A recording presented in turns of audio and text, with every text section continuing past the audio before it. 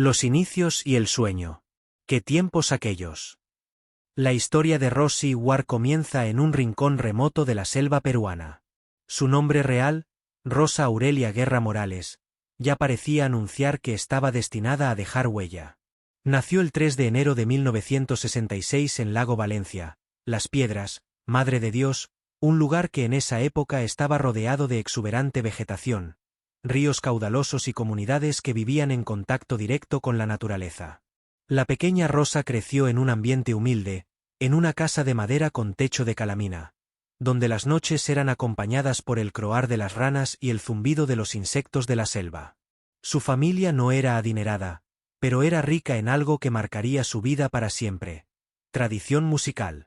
Su madre cantaba huaynos en quechua y español mientras realizaba las tareas del hogar, y su padre era un gran admirador de las radios locales que transmitían lo mejor de la música criolla, cumbia amazónica y boleros románticos.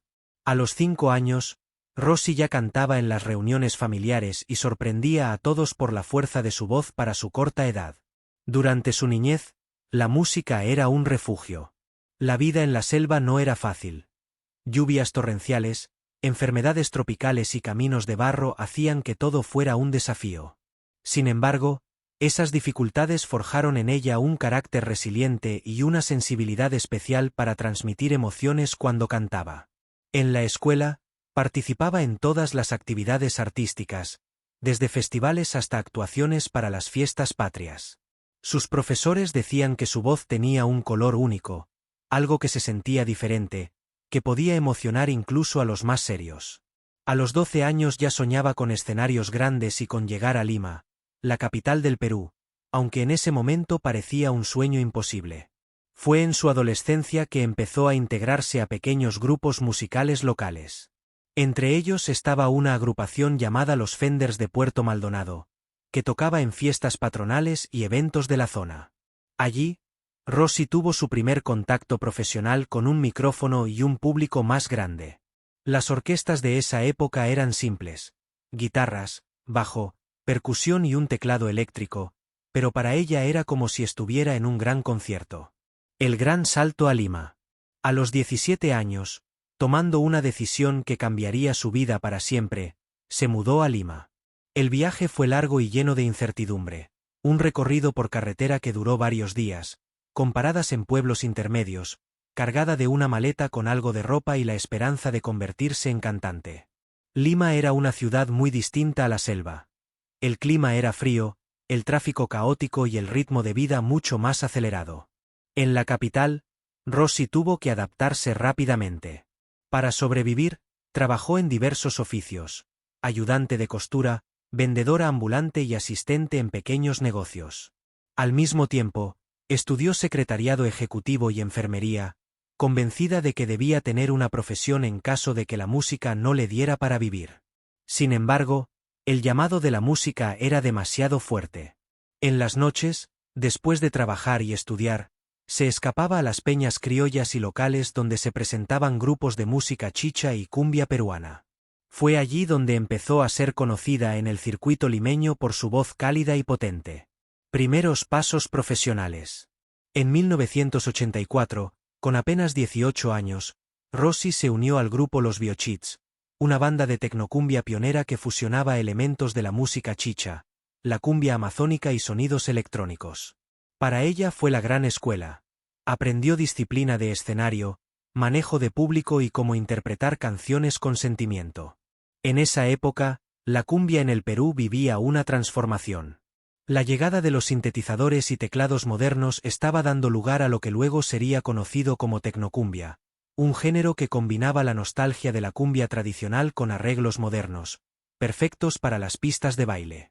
Rosy encontró en ese sonido el espacio ideal para su voz. Los primeros años no fueron fáciles. Las presentaciones eran en locales pequeños, con público exigente, y los ingresos apenas alcanzaban para pagar el transporte y el vestuario. Pero la pasión la mantenía en pie.